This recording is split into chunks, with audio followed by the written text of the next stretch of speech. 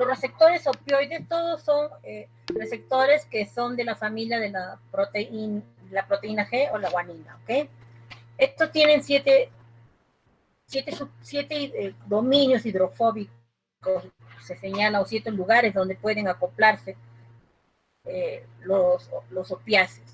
Estos se encuentran en la membrana celular atravesando la bicapa lipídica. Se encuentran ampliamente distribuidos en todo el sistema nervioso central y la densidad de estos receptores, o sea, la cantidad de receptores que tenemos a nivel del sistema nervioso central, los receptores mu son los que tienen mayor densidad y estos son los que están más relacionados con la regulación del dolor, de la nocicepción y de la integración de la respuesta sensitiva motora. Los receptores delta son los que se distribuyen en menor cantidad y los receptores kappa son los que están también localizados a nivel de la sustancia gris periaqueductal y están relacionados con la nocicepción, pero también con el balance hídrico y con la ingesta de alimentos. Con respecto a los opioides endógenos que se producen en forma ante un estímulo nociceptivo, ante una respuesta al estrés o ante, vamos a ver más adelante, que otras cosas estimulan la liberación de péptidos opioides endógenos en nuestro organismo. Estos liberan, dice, luego de que se despolarizan, liberan estos péptidos que por lo general se van a liberar cerca al lugar de donde están estos receptores. ¿Qué son lo que se liberan? Por lo general son las encefalinas o las minorfinas que hemos hablado al inicio. Pero en ocasiones también estos péptidos se trasladan a sitios mucho más lejanos, pero se inactivan rápidamente gracias a que se tiene una enzima a nivel extracelular que se llama peptidasa, que transforma a los péptidos activos en fragmentos inactivos y por ende no se produce el efecto que deberían tener. Por lo general, los péptidos endógenos están distribuidos en el sistema nervioso central y son un sistema que reacciona ante una respuesta al estrés, en la función sexual, en el balance hídrico, en el control autonómico, como también en la modulación nociceptiva y en la respuesta al dolor.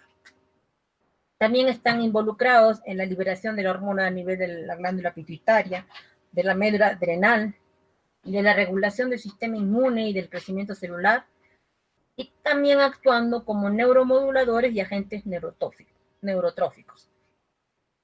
Todas estas acciones por lo general son primariamente inhibitorias y actúan aumentando la conductancia al canal de potasio y también causando el cierre de los canales de calcio, reduciendo la conductancia al calcio. Y esto lo vemos en este cuadrito. Les he enseñado que acá tenemos el receptor opioide, actúa la morfina, aumenta la conductancia al calcio y inhibe la conductancia al calcio, al potasio, aumenta la conductancia e inhibe al calcio. Y tiene también su acción en función a la disminución del AMP cíclico, también lo he señalado. ¿No? Entonces, acá lo estamos viendo, ¿no? Mira, el resultado, hay una disminución de la activación de la proteína G, la estimulación de la misma a nivel, por los opioides, a nivel de la membrana donde se encuentra el receptor, va a hacer que también haya una disminución de la actividad de la adeniciclasa o una disminución intracelular del AMP cíclico. Luego se ha visto que estos receptores de opioides también se pueden localizar en las capas más superficiales del asta posterior de la médula espinal y a nivel cerebral, siendo mayor su concentración a nivel de las estructuras límbicas, núcleos del tálamo y área del control de las funciones viscerales. También se ha descrito que existen receptores opioides periféricos. se han descrito receptores tisulares periféricos para opioides que están regulados por el sistema inmunológico como respuesta a una injuria local. Se ha demostrado en cómo se vio esto, porque había asociación entre la liberación de los péptidos endógenos, de los opioides endógenos, la asociación que tiene esta para modular la respuesta inflamatoria que se desencadena ante una noxa. Entonces, por eso que se vio esta relación que existía a nivel periférica de la presencia de estos péptidos endógenos. Se han demostrado receptores opioides a nivel pre, post y extrasináptico. Los mediadores inflamatorios que se liberan durante una lesión tisular y durante la inflamación van a alterar la excitabilidad de los nervios periféricos. Numerosos mediadores químicos activan o sensibilizan estas terminaciones sensoriales periféricas, siendo las causantes del dolor y de la hiperalgesia. Por otra parte, el incremento de la excitabilidad de las terminaciones periféricas van a inducir cambios bioquímicos y morfológicos en el asta posterior de la médula espinal, facilitando la transmisión nociceptiva y la hiperexcitabilidad en el sistema nervioso central. Y esto es, a la larga, la raíz de la perennidad del dolor. O sea, cuando un dolor se pereniza, ¿no?, permanece por mucho tiempo en un paciente. ¿Por qué? Porque se ha visto de que a nivel del asta posterior de la médula espinal hay alteraciones morfológicas que se desencadenan por por una excitabilidad, una cascada inflamatoria que no se corrigió adecuadamente y que perennizó el dolor aún cuando la inflamación o el daño ha sido controlado.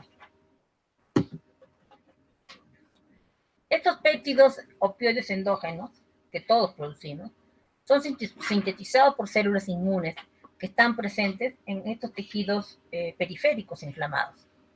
Estos se van a unir después a los receptores opioides que se expresan en las fibras sensoriales y simpáticas y en las células inmunes, disminuyendo la excitabilidad nerviosa y modulando probablemente la liberación de mediadores inflamatorios.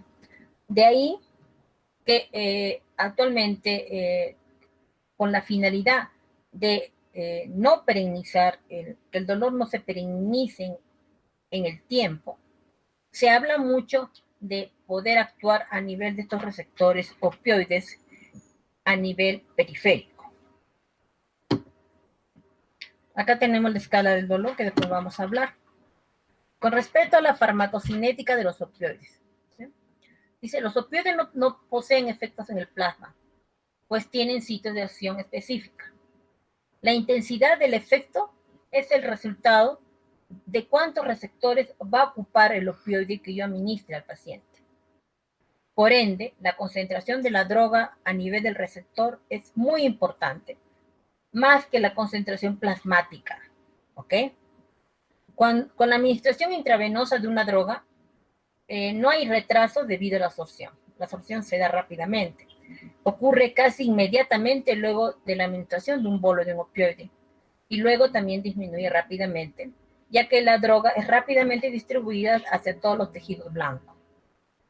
Esta tasa de distribución está determinada primariamente por el flujo sanguíneo, por el gradiente que existe entre la concentración de plasma y el tejido, y el coeficiente de la permeabilidad de la droga.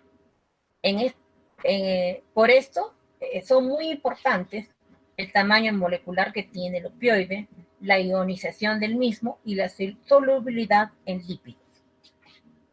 Con respecto a su biotransformación, esta es primariamente en el hígado, excepto el remifentanilo, que se metaboliza a nivel de la sangre por la acción de unas esterasas inespecíficas y en otros tejidos. Por esta razón es que el remifentanilo es la droga de elección por esta característica farmacocinética cuando se quiere administrar la anestesia total intravenosa. Hemos hablado en la anterior, hace 2 o 3 clases, sobre el propofol.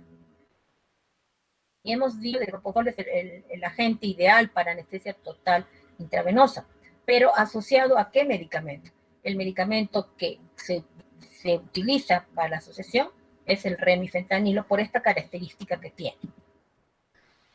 Se biotransforma en general los opioides a metabolitos inactivos que se van a eliminar por los riñones. Nosotros podemos administrar los opioides por diversas vías: vía subcutánea, vía intramuscular, endovenosa, oral, nasal, epidural, intratecal, intraventricular, intraarticular. En el recién nacido, los opioides atraviesan la barrera hematoencefálica. Cuando nosotros cambiamos el pH tisular, se altera la ionización de los fentanilos. Por ende, por ejemplo, los estados de alcalosis ventilatoria van a incrementar la fracción no ionizada y la unión a proteínas, mientras que la hiperventilación va a aumentar la vida media beta del fentanilo en un 60%. Todas las patologías que disminuyan el flujo sanguíneo hepático también me van a prolongar el tiempo de acción de los fentanilos. Aquellas que me aumentan la presión intraabdominal, las cardiopatías de bajo flujo, la hipoxia, la hipercapnia, la ventilación mecánica, la sepsis y la hipovolemia, todas estas situaciones me van a prolongar la duración de acción de todos los narcóticos. Hemos dicho al inicio de que tenemos agonistas puros dentro de la clasificación con respecto a la acción que estos producen. Tenemos agonistas puros, tenemos agonistas parciales, tenemos agonistas antagonistas y tenemos antagonistas. Agonistas puros tenemos la morfina, la meperidina, fentanilo, alfentanilo, sulfentanilo, remifentanilo, de propoxifeno, tramadol, la codeína. Agonistas parciales, la buprenorfina. Agonistas antagonistas, la analbufina. Y antagonistas, la naloxona, que es el revertor de los opioides, siendo él también un opioide. Con respecto a la farmacocinética que hace poco he referido de los opioides, ¿no? Con respecto al tiempo que alcanzan el efecto máximo tras la administración de un bolo, se ha visto de que con respecto al fentanilo en este cuadro, con el puntero lo voy a señalar, el tiempo máximo, el efecto máximo se va a alcanzar con el fentanilo a los 3,6 minutos. Y su tiempo, mientras que el remifentanilo, que es el que se usa para la anestesia total intravenosa, es 1,6 minutos. Y el propofol, como vemos acá, 2,2. ¿Ok? ¿Por qué es importante esto? Porque para hacer anestesia general total intravenosa, tú tienes que utilizar medicamentos que tengan una similar farmacocinética. Por eso que se utiliza mucho la asociación de propofol con el remifentanilo. El fentanilo, ustedes han visto que acá, que su tiempo para alcanzar el efecto máximo es mucho mayor, es casi el doble con respecto al remifentanilo. ¿Eso qué indica? Esto indica que el propofol y el remifentanilo, su tiempo de efecto va a ser rápido, o sea, van a alcanzar rápidamente con efectos a nivel del compartimiento donde está el órgano efector, a nivel del sistema nervioso central, y que también rápidamente alcanzan este tiempo de media KO, es el tiempo de media, como dice acá abajo, la constante de velocidad para que el fármaco salga desde el compartimiento del efecto al ambiente, o sea, del compartimiento central hacia la periferia. Y miren ustedes qué tan rápido se elimina el remifentanilo y el propofol de su compartimiento central hacia la periferia para ser distribuido y eliminado.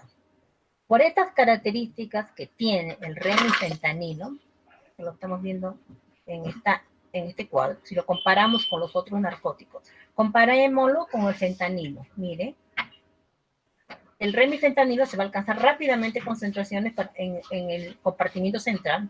Estamos hablando del sistema nervioso central, a diferencia del fentanilo. Y también rápidamente se elimina, a diferencia del fentanilo. De estos, podríamos decir que el alfentanilo es mejor, ¿no?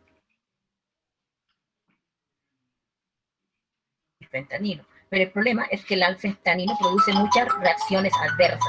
Por eso es que no se utiliza mucho el alfentanilo.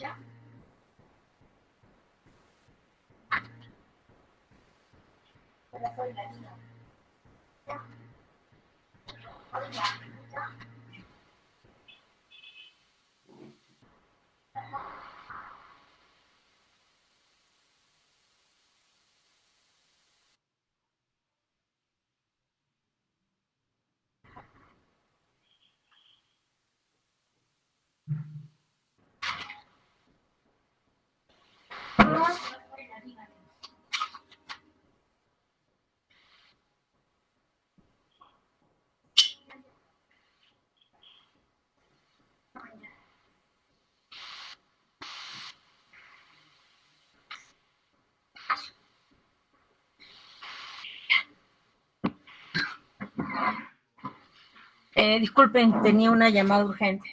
Bueno, cuando comparamos los narcóticos, comparemos los que más usamos.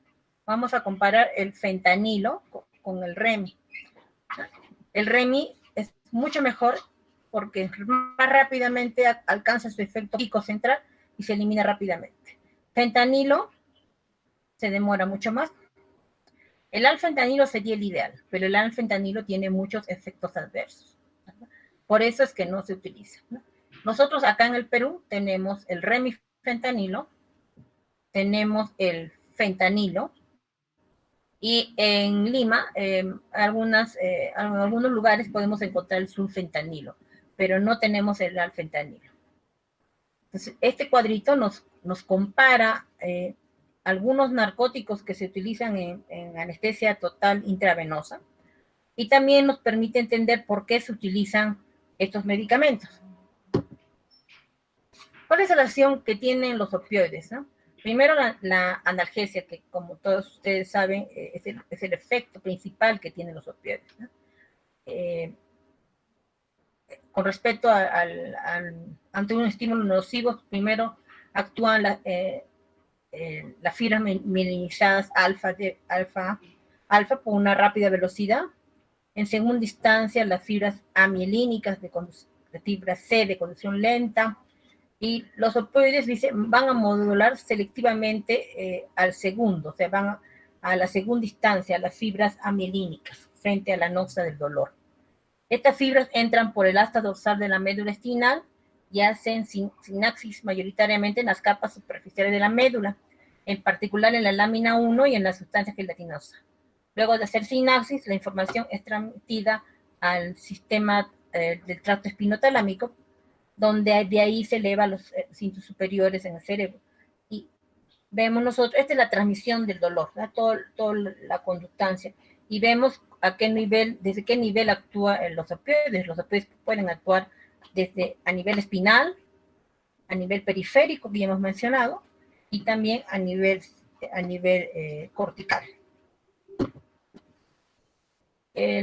Otros efectos que tienen los productos morfínicos en el ser humano son la somnolencia, las modificaciones del estado de ánimo y embotamiento, y la analgesia se da sin que haya pérdida de la conciencia. La circulación cerebral no se va a afectar directamente con dosis terapéuticas de morfina. Sin embargo, existe la depresión respiratoria que se induce por opioides y la retención de CO2 que puede provocar vasodilatación cerebral y aumento de la presión intracraneana en forma secundaria a la retención de CO2. Los morfínicos también van a alterar la regulación del ritmo respiratorio, pueden aumentar las pausas respiratorias, o sea, enlentecer la respiración, retrasar la expiración, por eso que hay retención de CO2, y pueden producir una respiración irregular y o periódica. Estas dosis, mientras que las dosis elevadas de morfina y opioides pueden incluso llevar hasta convulsiones. Y esto se debería a que producen una excitación a nivel de las células piramidales del hipocampo, que estarían en relación a la liberación del GABA por las interneuronas. Otro efecto que tienen los morfínicos es la antidiuresis, o sea, es la retención de líquidos. Y esto se relacionaría con el aumento de la liberación de la hormona antidiurética que es inducida por los opiáceos. Las náuseas y vómitos también son muy frecuentes y son producidas por estimulación de la zona gatillo del área postrema del bulbo raquídeo y por efecto periférico, al disminuir el tono del esfínter gastroesofágico y enlentecer el vaciamiento gástrico. También producen los opioides aumento de la presión de la vía biliar, constipación por disminución del peristaltismo. Pueden provocar retención urinaria y en el caso de la morfina y la meperidina, estos liberan histamina.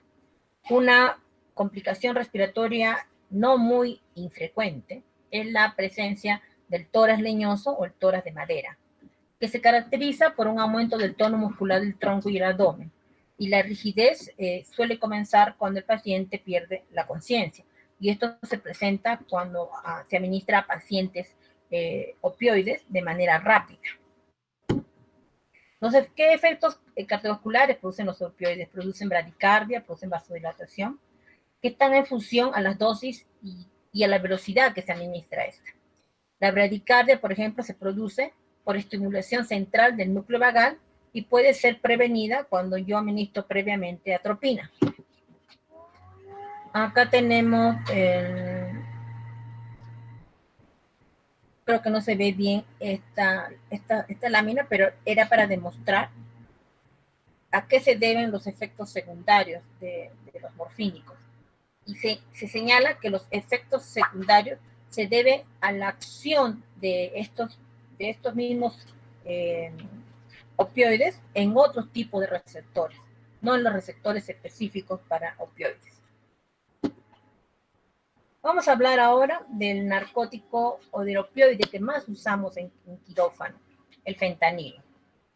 Hemos visto que no actúa rápidamente comparado con el remifentanilo, que no se libera rápidamente como el remifentanilo, pero tiene características que son que me permite usarlo con relativa seguridad.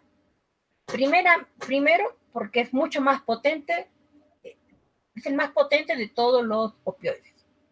Y al ser el más potente de todos los opioides, me permite usarlo en menores dosis y con un mayor margen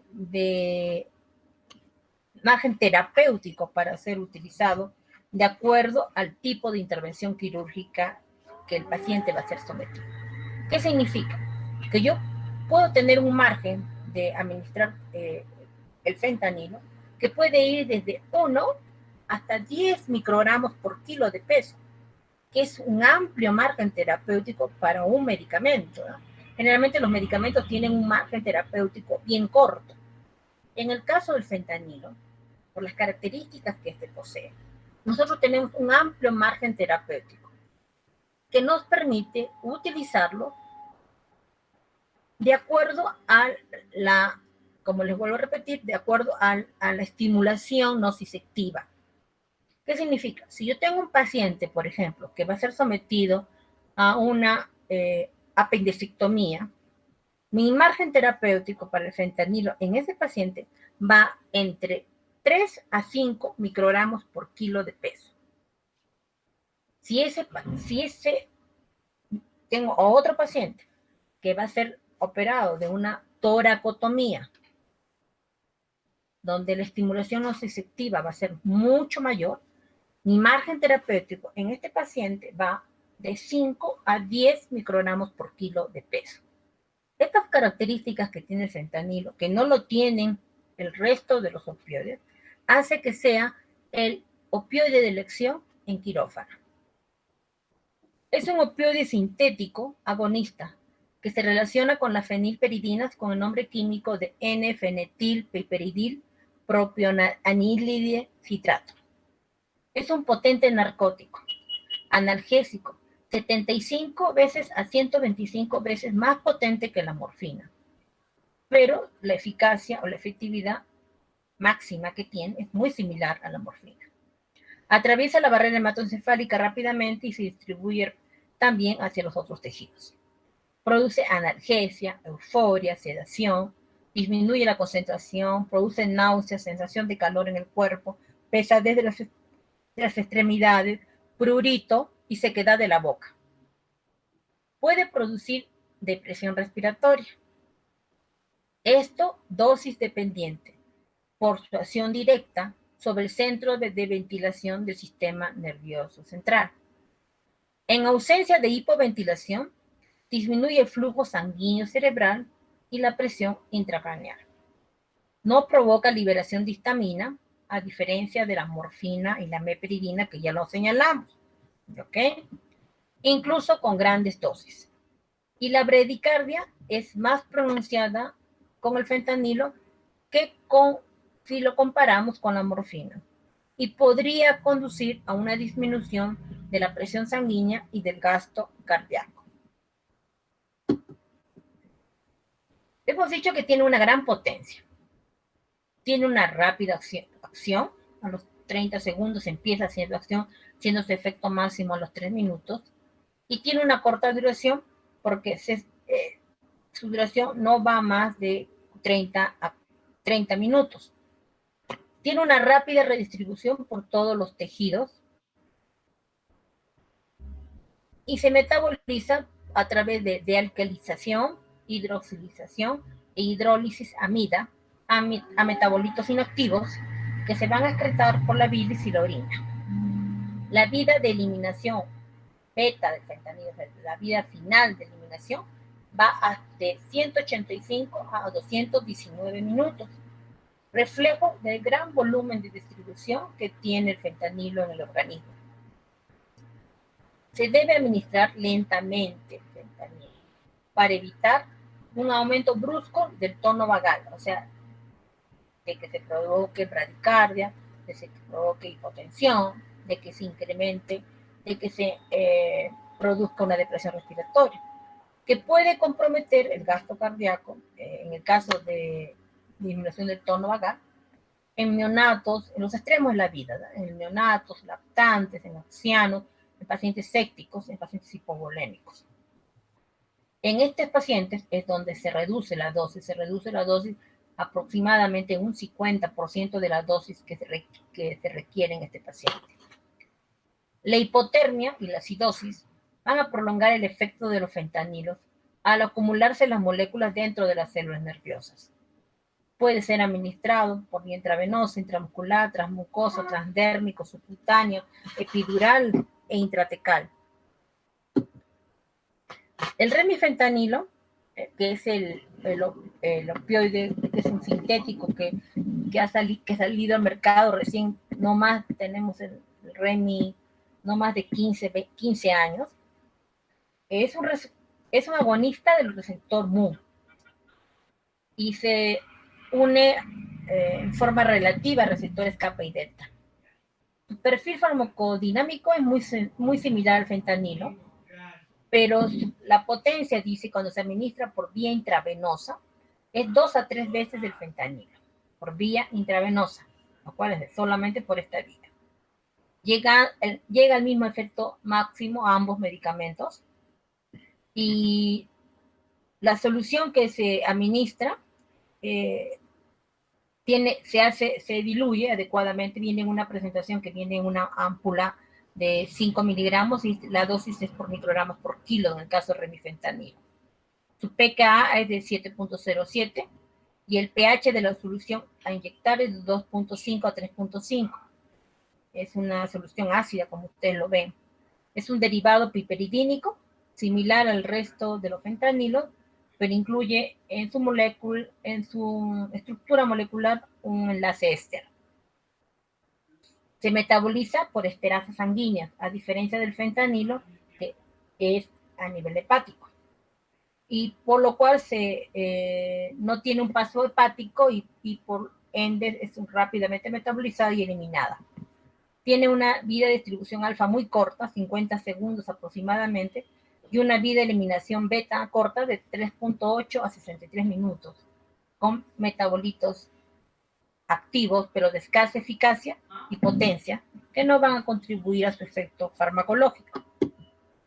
Su comienzo de acción es rápido, semejante al fentanilo, es mucho más rápido con respecto al fentanilo, semejante al alfentanilo. Su duración es corta y su volumen de distribución es de 0,39 litros por kilo. Su farmacocinética se va a caracterizar por un pequeño volumen de distribución, un rápido aclaramiento y una acción poco variable y bastante previsible. Se une a las proteínas plasmáticas en un 70%. Entonces acá tenemos las características que tiene el remifentanilo. Tiene estabilidad hemodinámica, puede ocasionar náuseas y vómitos, es un depresor respiratorio dosis dependiente, puede sinergizar al propofol, cuando se utiliza junto con esto, ¿no? Modifica la respuesta de los linfocitos T, causa rigidez muscular. Esto no lo produce el fentanilo y por eso que el remifentanilo debe administrarse, el remifentanilo se debe administrar lentamente. Es el que más produce toras leñosos de todos los opioides que hemos señalado, que es un efecto adverso que produce los opioides. Los efectos sedantes y analgésicos son paralelos a la depresión respiratoria. Hay una inhibición importante con los efectos neurovegetativos intraoperatorios, sobre todo cuando se utiliza de 0.5 a 2 microgramos por kilo en perfusión, con patrones en electroencefalogramas similares a los otros fentanilos, pudiendo causar adicción. Y acá tenemos un cuadrito donde está la equivalencia de las dosis de opioides. Esto se los muestro para que tengan ustedes idea de cómo se maneja a un paciente. Por ejemplo, tengo un paciente que está usando tramadol por vía oral para el manejo de su dolor. Dice, por vía oral, en 24 horas, no debo dar dosis mayores de 400 miligramos. ¿Ok? En el caso de tramadol, por vía oral. En el caso de codeína, por vía oral, no se debe dar dosis mayores de 240 miligramos por vía oral. Y acá tenemos un cuadro de cómo podemos convertir esta dosis en dosis de morfina, ¿no? Por ejemplo, si yo ministro a mi paciente 400 miligramos de tramal por vía oral por día, ya he subido progresivamente las dosis de tramadol por vía oral, yo, en este caso, en este paciente, si yo lo paso a morfina, la dosis equivalente sería de 5 a 10 miligramos por día de morfina por vía oral. Estamos hablando de medicamentos que se utilicen por vía oral en el caso de manejo del dolor, sobre todo de dolor crónico, ¿no? A veces hay pacientes que ya no responden al tramadol por vía oral, a pesar que vas progresivamente subiendo las dosis y tienes que pasarle a otro opioide. Entonces, si vamos a usar otro opioide, ¿verdad? Tendríamos la morfina, por ejemplo, ¿no? Y la voy a administrar por vía oral, sería de 5 a 10 miligramos, como vemos acá con el puntero. Ahora, si yo voy a usar fentanilo, ¿verdad? Acá tenemos fentanilo, tenemos acá en parches, ¿no? Hay la presentación de parches de fentanilo, que se utiliza transdérmicas. Puedo yo utilizar un parche calculando el peso de la paciente de 25 a 50 microgramos por hora, ¿no? Los parches vienen ya, las presentaciones ya, tenemos parches que van desde 250, 500, 750 microgramos. Y si voy a pasar oxicodona, acá tenemos la dosis equivalente, si voy a pasar del tramadol a oxicodona por vía oral. Eso se los traigo como para que ustedes conozcan, porque esto es de manejo en una unidad de dolor. A nosotros nos interesa ver más lo que es la parte del quirófano, ¿verdad? Ahora, ¿por qué? Acá tenía otro cuadrito donde era el manejo, este es también importante, el manejo del dolor según la Organización Mundial de la Salud, ¿no? Y la famosa escalera del manejo del dolor, ¿no? Donde vamos de un dolor leve a un dolor severo. Y acá dice EVA. La EVA es la escala análoga visual. Es una evaluación del dolor que va de 0 a 10. Y se le pregunta al paciente, esto lo hacemos mucho en recuperación, cuando el paciente comienza a despertar y, y vemos en el paciente que el paciente comienza a sentir dolor. Entonces, a pesar del tratamiento que ya le hemos administrado durante la cirugía. Entonces, al paciente se le pregunta, señor, eh, eh, ¿cómo puede usted clasificar su dolor? Eso, acuérdense que tiene que hacerse cuando ya el paciente puede hacerlo, porque si el paciente todavía está con efectos de anestesia, indudablemente no va a poder hacer una evaluación de su dolor. Se le pregunta al paciente, señor, 0 es no dolor y 10 es el dolor más intenso que usted haya tenido en toda su experiencia en su vida. Y el paciente lo va a catalogar. Va a decir, no, ahorita yo tengo un dolor de 4, está moderado, lo tolero. Y otro paciente te puede decir, no, es insoportable, estoy con 9 o 10. Y en función a eso es el manejo del dolor. Entonces, para un EVA que va de 1 a 4, se recomienda paracetamol y AINES. Cuando el EVA va de 5 a 6, se recomienda usar paracetamol y AINES coadyuvantes desde un inicio. Me olvidé hablar sobre lo que es coadyuvantes. Y opioides menores. Si el paciente te dice que 5 a 6, ¿no?, seguimos en esta escala, podemos usar, viendo la respuesta del paciente, opioides menores o mayores asociados a paracetamol y AINES y coadyuvantes. Y si el valor está por encima de 7, debemos pensar en estos dos últimos escalones, la asociación en este caso podemos poner junto un opioide menor más un opioide mayor más un paracetamol con AINES de coadyuvantes. Esta es la escala del dolor que la Organización Mundial de Salud maneja y recomienda. Y acá tenemos las dosis de conversión, que lo hemos visto en el otro cuadrito también. Los factores de conversión, si yo voy a administrar a un paciente por vía oral morfina, 30 miligramos de morfina, equivale, en el caso de tramadol, a 10 veces la dosis de tramadol, ¿no? 300 miligramos. La misma dosis de morfina. Lo que es 1 en 10, codeína 1 en 10, oxicodona 2 en 1. Esto cuando querramos ver nosotros las equivalencias. Acá es la mitad. Si yo doy a un paciente 30 miligramos de morfina y quiero pasarlo a oxicodona, le doy la mitad. 15 miligramos tendría la misma efecto, la misma dosis equivalente con respecto al dolor, manejo del dolor. Y para terminar, vamos a hablar de la naloxona. La naloxona, cuando hemos visto el cuadrito, es un antagonista del opioide, siendo este medicamento un opioide. Fue introducido en la clínica a partir de los años 70 y es el fármaco prototipo y el antagonista de la elección de los opioides en la actualidad. Va a antagonizar la euforia, la analgesia, la somnolencia. Además va a reducir y va a revertir las náuseas y vómitos, el prurito, la retención urinaria, la rigidez, el espasmo biliar y lo más importante, la depresión respiratoria que se induce por los opioides. El comienzo de su acción es rápida, a los 1 o 2 minutos, y su duración de efecto va hasta los 45 minutos. Casi muy similar al flumazenilo que hemos hablado cuando hemos tratado el tema de las benzodiazepinas. No todos los efectos se van a revertir al mismo tiempo. En dosis superiores a 0,3 microgramos por kilo, la naloxona puede producir aumento de la presión sistólica y menor rendimiento en las pruebas de memoria. En dosis clínica, la naloxona va a revertir los efectos muy rápidamente, en dosis de 1 a 2 microgramos por kilo, que se titulan en bolos de 0,5 a 1 microgramo por kilo cada 2 a 3 minutos, hasta que se restaure la ventilación. Acuérdense que la naloxona se usa mucho cuando viene un paciente intoxicado con opioides y el paciente tiene signos de una depresión respiratoria.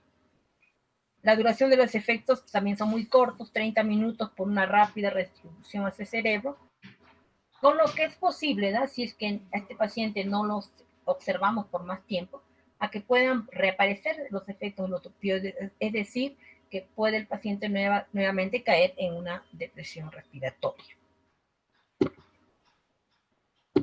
Y eso sería con respecto a los opioides.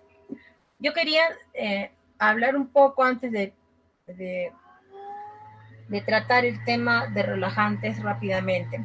Era de que nosotros usamos los narcóticos en el quirófano por, por dos razones. Uno, porque actúa a nivel de, hemos visto, a nivel del sistema nervioso central, a nivel cortical y a nivel de lo que es el bulbo, haciendo que la respuesta simpática se atenúe.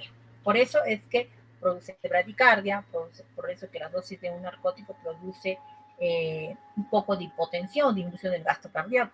¿Y por qué es importante disminuir la respuesta simpática durante una cirugía? ¿Y en qué momento utilizamos? Nosotros cuando hemos visto los videos, hemos visto que al inicio, cuando un paciente ingresa al quirófano, primero, evaluación de la historia clínica.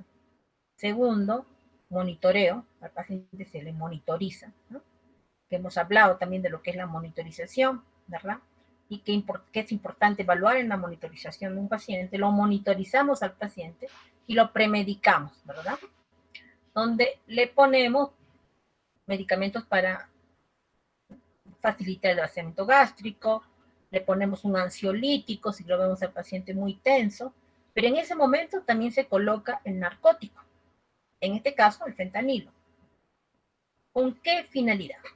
La laringoscopía es un procedimiento que estimula todo la eh, que estimula o gatilla toda la estimulación que puede haber sináptica a nivel de toda la vía aérea superior.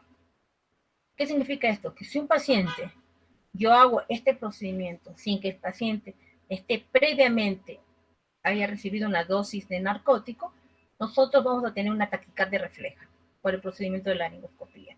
Vamos a tener una brusca subida de la presión arterial, por más que el paciente esté sedado. Por eso es que es indispensable después de administrar la premedicación, cuando yo voy a iniciar mi inducción anestésica, primero administrar el narcótico por estas razones que les estoy mencionando. No para el manejo del dolor, sino para disminuir la carga simpática, que significa una laringoscopía. ¿Cuál es la dosis? Es la dosis más baja. Acuérdense que hemos dicho que el narcótico tiene un amplio margen terapéutico, el fentanilo tiene un amplio margen terapéutico, por lo cual lo hace el opioide de uso ideal para quirófano. Entonces, empezamos con la dosis más baja, ¿no? Que puede ser de 1 a 3 microgramos por kilo de peso. Un paciente que pesa 60 kilos, promedio, de 1 a 3 microgramos, pongámoslos a 2 microgramos por kilo, le correspondería administrarle en sus dosis inductivas, en la dosis después de la premedicación, administrar el narcótico, sería 120 microgramos por kilo. Cada centímetro de fentanilo de la ampolla tiene 50 microgramos por cc. Entonces tendría que ponerle, si quiero ponerle 120, un poco más de 2 centímetros, ¿verdad? Y se administra diluido lentamente por vía intravenosa. Ya para ese rato yo ya monitoricé a mi paciente y mi paciente está recibiendo una máscara con oxígeno suplementario, que ya hemos señalado por qué razón se pone oxígeno suplementario, ¿no? Para hiperoxigenar, para aumentar la capacidad residual del paciente, para que durante todo el procedimiento de la laringoscopía y de la intubación orotraqueal, el paciente tenga una reserva funcional respiratoria, ¿verdad? Entonces, todo paciente debe ser preoxigenado de manera protocolizada previa a la administración de una anestesia general. Entonces el paciente está con su oxígeno, le administro lentamente el narcótico y voy viendo los efectos que también produce el narcótico, ¿no? En pacientes muy lábiles, en pacientes de los extremos de la vida, pacientes ancianos, pacientes sépticos, hipovolémicos, este efecto se va a ver. ¿Qué es lo primero? Que se va a enlentecer la respiración, ¿no?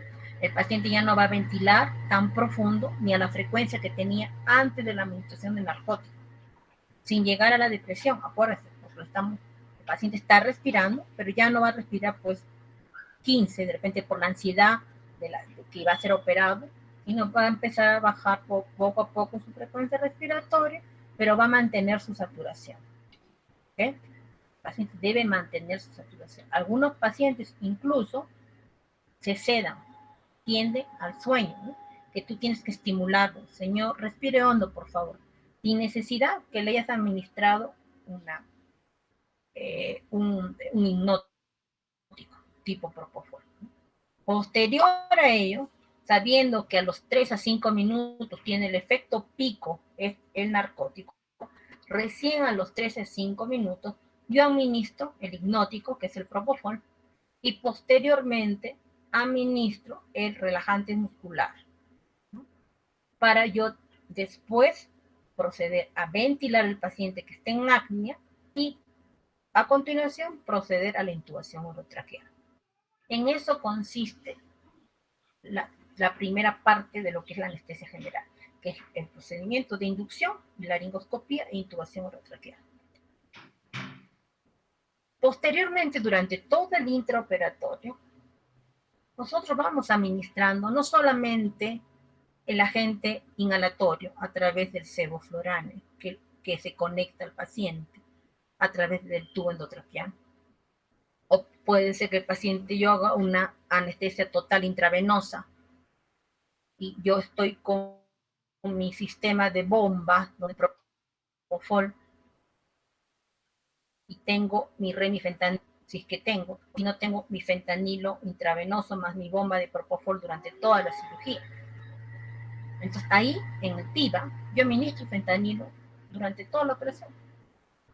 Y en el caso de anestesia general inhalatoria, balanceada, porque al inicio es endovenosa y después inhalatoria, yo administro el fentanilo pero ¿por qué razón? Durante la intervención quirúrgica. Porque durante toda la intervención quirúrgica el paciente está siendo agredido quirúrgico, está siendo agredido por parte del cirujano. Incisión de piel, tracción, uso de electrocauterio, corte, sutura, todo lo que estoy mencionando provoca destrucción celular, liberación de la cascada inflamatoria, activación de la liberación de péptidos endógenos, ¿ok? Porque eso no se bloquean, chicos. Eso durante toda la anestesia, por más que el paciente esté dormido, esto se va a seguir liberando. Entonces, nosotros, ¿qué hacemos con la anestesia? Le damos analgesia. Y la analgesia se da con o le das el narcótico en bomba, o sea, en forma continua durante toda la operación, o le das en polvo,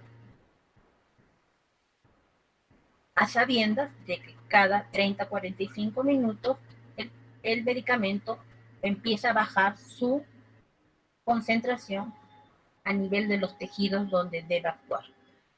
En el caso de los narcóticos no interesa la concentración plasmática, lo he señalado cuando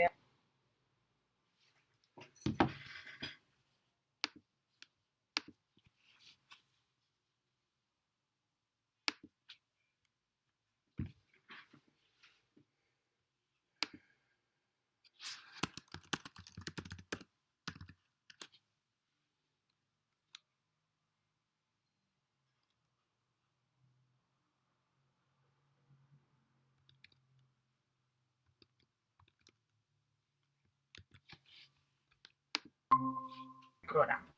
¿Qué significa? Que mi dosis tope que yo puedo usar de opioide en este paciente es de 300 microgramos. Si yo usé al inicio 120, ¿verdad? Porque eso es lo que usé al inicio. ¿Cuánto me queda? Me queda aproximadamente 230 microgramos de fenta que yo puedo utilizar durante todo el intraoperatorio para que el paciente no solo esté dormido, sino que también esté manejada su analgesia, su dolor. Y cuando el paciente comience a despertar, el paciente no despierte con dolor. El reto de una anestesia impecable no es solamente que se haga dormir a un paciente, sino que el paciente al despertar despierte con hemodinamia estable, que significa todas sus funciones vitales estables, saturación, frecuencia cardíaca, presión arterial, temperatura en niños y en ancianos, muy importante el monitoreo de la temperatura, estado de conciencia. Todos esos parámetros tienen que estar estables. Y el último sería el último parámetro, dolor. El paciente, cuando empieza a despertar, no despierte gritando, diciendo que le duele. Porque durante el intraoperatorio, el anestesiólogo tiene el dolor del paciente, administrando adecuadamente el medicamento que maneja el dolor, que es el opioide. Ahora, ustedes me preguntarían, ¿y los demás medicamentos que se usan? El metamizol, el ketorolaco, el diclofenaco, y todo lo que además podemos usar en el paciente para que vaya haciendo efecto y que cuando despierte ya no sienta dolor, ¿verdad? También se podría poner. Le pongo metamizol durante la cirugía intravenosa, le pongo el tramadol también, ¿no? Pero acuérdense que el mecanismo de acción de estos medicamentos es diferente. Los opioides tienen efectos a nivel cortical, a nivel medular y a nivel periférico. Los AINES tienen efecto, dependiendo de qué tipo de AINE, más que todo a nivel periférico que a nivel central. El metamizol sí tiene efecto a nivel central, tramadol es un opioide. Entonces, nosotros tenemos que, de acuerdo a la noxa quirúrgica, también administrar qué otro analgésico podemos asociar al opioide que se está utilizando. Acuérdense que el fentanilo también tiene poco tiempo de acción, ¿no? A los 45 minutos de su última dosis, el paciente va a manifestar dolor. Entonces, antes que el paciente manifieste dolor, yo tengo que ver qué otro medicamento puede usar de acción más prolongada para que el paciente no sienta dolor en el postoperatorio inmediato ni en el mediato. Preguntas con respecto a este tema de dolor.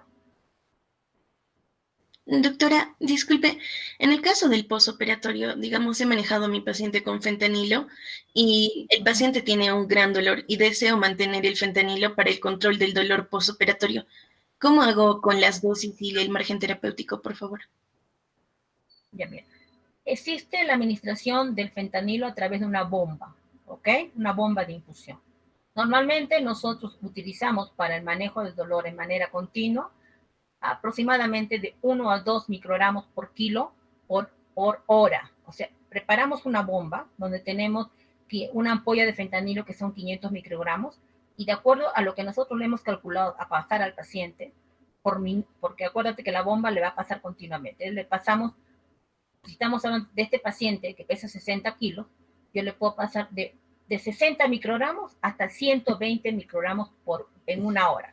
Eso lo programo en la bomba y se le da de manera continua al paciente. Si es que yo quiero usar fentanilo en bomba, ¿ok? Acuérdense que todo narcótico que se utiliza en bomba, todo, sin excepción, necesita un monitoreo de qué? Saturación, por los efectos que tiene ¿no? De presión respiratoria. ¿no?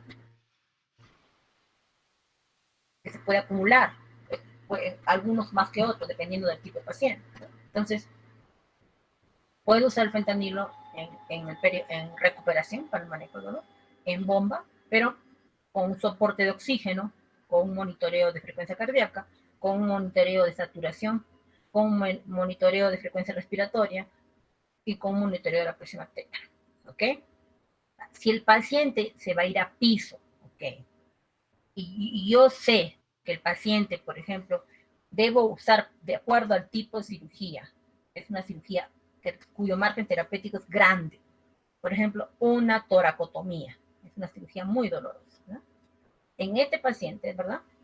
Si yo veo que yo voy a requerir usar narcóticos, opioides, porque el paciente está con mucho dolor, yo puedo optar por otro tipo de opioides, ¿verdad?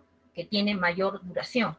A la cabeza, morfina, ¿no? Si veo que le pongo el tramal y a pesar del tramadol, acuérdense que el fentanilo es más potente que incluso que el tramal. Bueno, ya le puse tramal al paciente, sigue con dolor, está con bomba de fentanilo y sigue con dolor. Mi otra opción es que puedo usar morfina, ¿no? Que puede usarlo sea por vía intravenosa, intramuscular o subcutánea, ¿ya? Para este tipo de pacientes, pacientes que tienen una noxa quirúrgica muy severa y que ya, a pesar de que tenemos el amplio margen terapéutico, el paciente siente dolor. No sé si está respondida este aspecto. El narcótico tiene que ser siempre, cuando uno indique narcótico a un paciente, tiene que haber mucha monitorización. No sé, sobre todo en los muy viejitos y en los muy pequeñitos. No es así, ya le pongo el fenta y ya que lo dejo, no. Hemos tenido casos de pacientes que se le ha puesto fentanilo y ya llegó al paro respiratorio. Más Sí, doctora, preguntas. has entendido. Otra pregunta más. En el caso en el que usemos remifentanilo y digamos hemos visto que efectos adversos serán náuseas, vómitos y queremos hacer una laringoscopía, ¿es sí o sí necesario que le pongamos antes un antiemético? Preferible. En los estudios que se hacen en pacientes que usan, sobre todo en los pacientes oncológicos que usan mucho opiáceo para el manejo del dolor, ¿no? Se ha visto de que aquellos pacientes que se administra previa a la administración de un opioide, un antiemético, la incidencia de náuseas y vómitos es mucho menor frente a aquellos pacientes que una vez que ya gatilló la náusea y vómitos se administre ello. O sea, preferible es darlo antes. Y hay muchos trabajos actualmente que ya descartan la ranitidina, usan de frente el omeprazol, ¿no? Y muchos que hablan incluso, y van a ver ustedes si es que alguno tiene interés sobre lo que es dolor y opiáceo, el uso de la dexametasona, ¿no? Utilizan mucho la dexametasona previa a la administración de un opiáceo y con eso hay muchos trabajos que revelan que los pacientes no presentan náuseas y vómitos. Muchas gracias, doctora. Más preguntas, chicos. Ahora, también es importante que el fentanilo, que es una de las drogas que más usamos en quirófano, se ha visto de que en el personal que trabaja mucha adicción. O sea, dentro de lo que son adictos a opiáceos, los anestesiólogos están a la cabeza. Mucha gente que tiene adicción al fentanilo, se administra fentanilo. Acuérdense que es un medicamento controlado, es un narcótico, ¿no? Y nosotros tenemos mucho acceso a eso, ¿no? Manejamos morfina, manejamos fentanilo, ¿no? Y dentro de lo que se llaman problemas ocupacionales, tenemos la adicción, muchos colegas que utilizan narcóticos, ¿no? Hay que tener mucho cuidado en el paciente, incluso si para el manejo del dolor es ideal, o sea, pero el problema es la adicción que a la larga tiene el uso de los narcóticos y actualmente lo que se hace más es la desaferenciación. ¿Qué significa?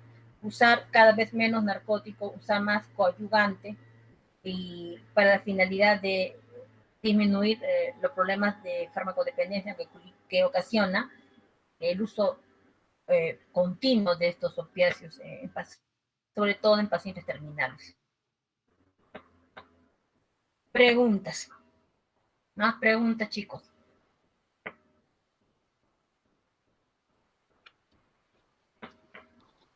Yo les doy un caso. Algunos ejemplos de coadyuvantes. La gabapentina es uno de ellos, ¿no? Las benzodiazepinas, todos los ansiolíticos también es un coadyuvante. Actualmente se está usando como coadyuvante también por vía intravenosa en estos pacientes que están terminales, el sulfato de magnesio. El sulfato de magnesio mucho se está utilizando porque es un neuromodulador, ¿no? Y Te estoy diciendo algunos, ¿no? Porque hay muchos más que se utilizan, ¿no? Están saliendo nuevos al mercado. Son aquellos medicamentos que se utilizan junto con los narcóticos para disminuir la dosis de narcótico y que el paciente no caiga en adicción, ¿no? Pero ya hay muchos trabajos publicados al respecto. Yo no manejo mucho dolor crónico, me manejo más, mío va en el dolor agudo, ¿verdad? Y lo que yo quería demostrarles es que si bien es una herramienta muy buena el uso de un narcótico durante una cirugía, porque rápidamente va a calmar el dolor, ¿verdad? Tenemos limitaciones con respecto al narcótico. Primero, porque su duración no es mucha, ¿no? El fentanilo estamos hablando de 40 minutos y el paciente va a estar con dolor. Su efecto es rapidísimo, es cierto. El paciente le colocas y en menos de 3 minutos el dolor ya va a calmar. Pero también tenemos que ver que todos los efectos adversos que presentan estos, ¿no? A la cabeza, la depresión respiratoria, el tórax leñoso, y todos estos están asociados a una rápida administración de estos medicamentos y al uso simultáneo. Se ha visto que cuando uno coloca en una sola jeringa el midazolam o el fentanilo en una sola dosis, ¿no? yo anestesiólogo, estoy apurada, le pongo el midazolam, sus 3 miligramos que le corresponde al paciente, con sus 150 miligramos de fentanil, microgramos de fentanilo, en una sola jeringa y le coloco. El paciente ni a los 3 minutos está en paro respiratorio. Porque se ha visto de que estos medicamentos se equipotencian cuando se administran en la misma jeringa. Por eso hay que tener mucho cuidado cuando se administran los medicamentos.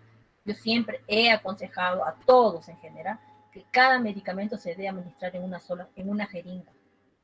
Cada medicamento, para saber, porque a veces tú le administras todos y tú no sabes a qué hizo efecto adverso, porque ni siquiera has observado. Le pones todo en una jeringa y le colocas. Y eso no es lo correcto. Cada medicamento tiene un momento de ser colocado, una forma de ser administrado y sobre todo teniendo todos los cuidados del monitoreo. El monitoreo es fundamental. Si no hubiera más preguntas, bueno, ya van a ser creo que no nos va a alcanzar para la siguiente clase. La práctica, chicos, de 8 a 6 son videos nada más, lo haremos rápidamente. Tengo 4 o 5 videos y de ahí tenemos todas las preguntas que ustedes quieran hacerme de monitoreo, porque el siguiente viernes es el examen de práctica.